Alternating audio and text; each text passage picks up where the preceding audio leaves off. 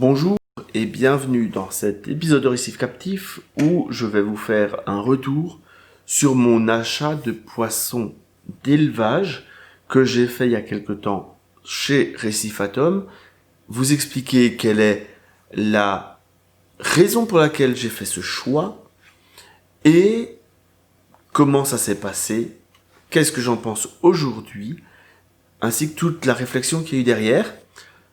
En avant, générique.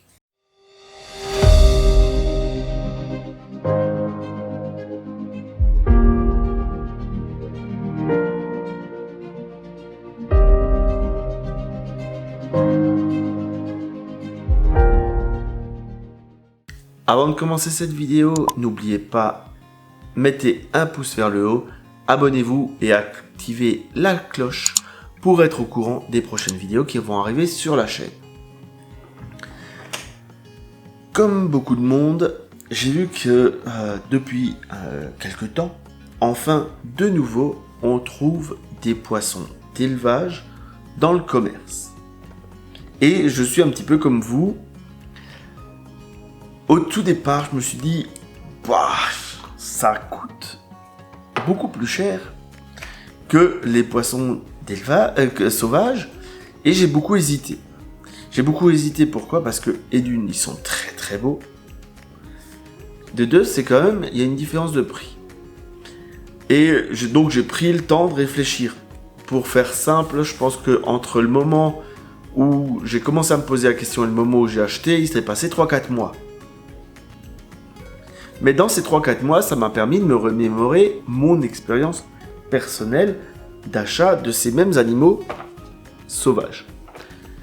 Je vous explique le contexte. J'ai perdu mon mandarin Picturatus, qui était chez moi depuis 5 ans environ. Et j'avais envie d'avoir à nouveau des mandarins. Et à l'époque déjà, j'avais envie d'un couple. Et là, ce coup-ci, j'ai un couple en Splendidus. Je vais vous raconter comment ça s'est passé en fait, mon premier achat de mandarin.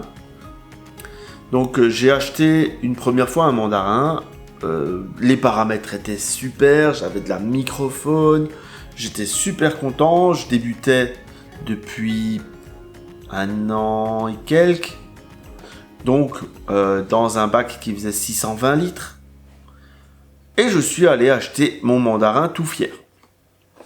Donc dans le magasin, il me fait oui, il mange. Alors il était un petit peu creusé, mais j'ai mis ça sur le compte du transport, sur le compte de... Donc j'ai lâché mon petit billet et j'ai acheté ce mandarin qui a vécu chez moi peu de temps. Je pense qu'environ 1 mois. En fait, il n'a jamais réellement mangé dans l'aquarium. Malgré la présence, parce que j'en voyais le soir, de gamards, de mysis, de tout un tas de choses, il y touchait pas. Il se laissait dépérir jusqu'au moment où je l'ai retrouvé collé à une pompe. J'étais déçu de ne pas avoir su le maintenir, déçu de ne pas avoir réussi à l'acclimater à la nourriture qu'il avait dispo chez moi, et pourtant j'avais énormément de microphones. Donc, j'ai laissé passer un petit peu de temps, j'ai continué à me documenter, et j'ai commandé un couple. Ce couple, en fait, le couple que le magasin a importé pour moi, le mâle est resté vivant, la femelle est morte. Donc, ça fait déjà pour mon plaisir à moi, ça faisait déjà 2 animaux qui mouraient. Arrive chez moi donc ce mâle, et comme je voulais quand même un couple, j'ai demandé une femelle, sauf que la femelle qui est arrivée, en fait, il s'est avéré que c'était pas une femelle, c'était un mâle. Donc j'ai dû la ramener au magasin. On en est donc à 4 animaux. Donc un ramené au magasin, je ne sais pas quelle est sa destinée, un chez moi qui a vécu quelques années, et 2 qui ont disparu. Je mets ça en face du coût de la vie, du coût des animaux, ça fait cher.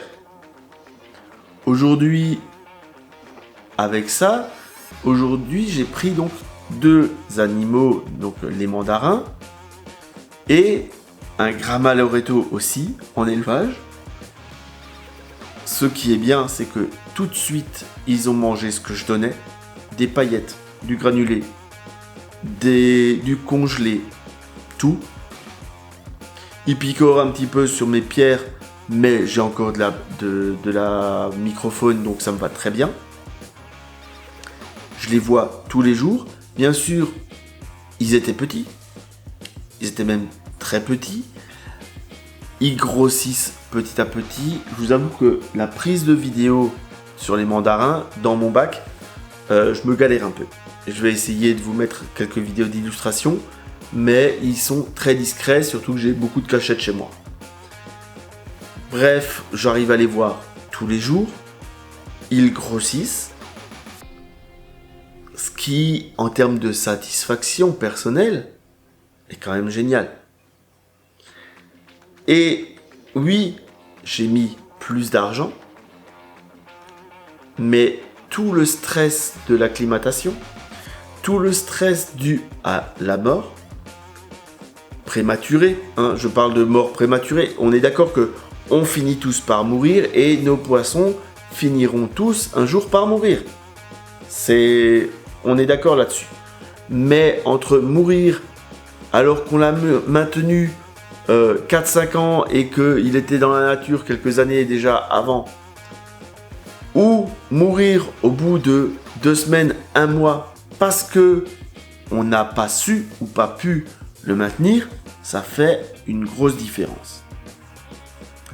Donc là, ils sont chez moi depuis quelques temps. Ils grandissent, ils grossissent, ils deviennent vraiment de plus en plus beaux. Mon Gramma Loreto, alors au tout départ il était par ici, maintenant il est à l'autre bout du bac, il a son petit territoire. Lui aussi, il grossit, il grandit. Quand je nourris, il arrive à manger beaucoup. Et donc je vois vraiment qu'il grandit, il prend des forces. C'est plaisant en fait. C'est voir des petits animaux évoluer. C'est vraiment très très plaisant. Alors c'est vrai que ça fait peur parce qu'ils sont tout petits quand on les prend, nos animaux. Mais là c'est plaisant parce que ils sont déjà habitués à manger de l'inerte. Donc chez nous on n'est pas en galère à devoir faire des artémias, à devoir faire des... On peut continuer sur de l'inerte avec du congelé et ainsi de suite. Bien sûr on varie la nourriture, c'est obligatoire. Et on est vachement mieux, plus serein, et on ne va pas les perdre de façon trop brutale.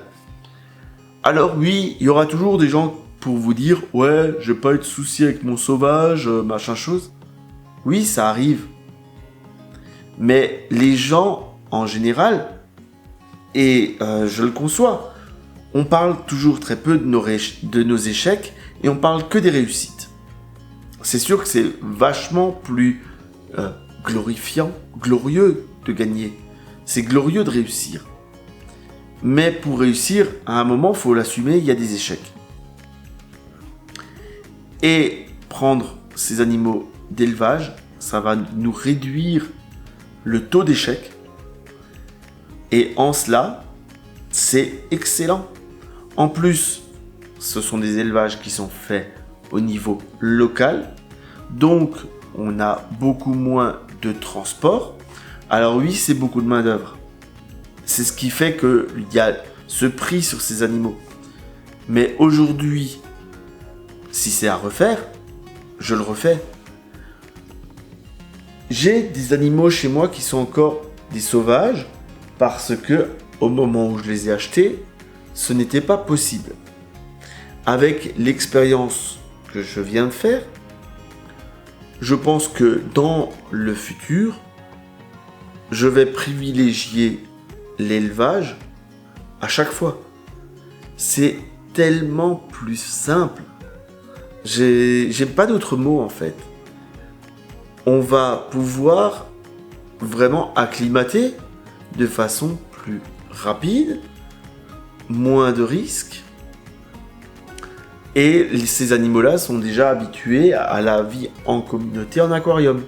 On ne vient pas prélever quelqu'un dans la nature, un individu, et depuis les grands espaces, le mettre dans un aquarium. Voilà, je trouve que c'est beaucoup mieux. En eau douce, ça se fait depuis des années. En eau de mer, la bascule et la capacité de production, c'est enfin en train de se faire.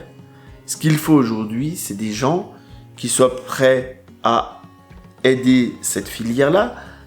Donc des magasins prêts à commercialiser de l'élevage. Il faut des clients un petit peu comme moi.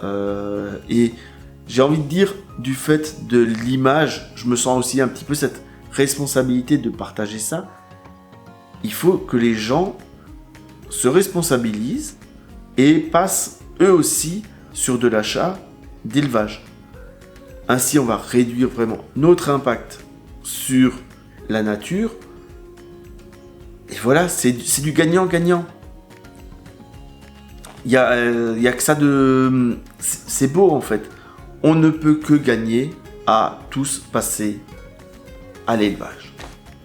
J'espère que cette vidéo vous a plu, vous a donné à réfléchir. Personnellement, je vous conseille donc cette façon de faire, ces achats d'élevage. Et je vous dis à bientôt pour d'autres vidéos de récifs captifs. N'oubliez pas, avant de partir, les pouces vers le haut. Abonnez-vous, activez la cloche. Comme ça, vous serez informé des futures vidéos qui arrivent sur la chaîne.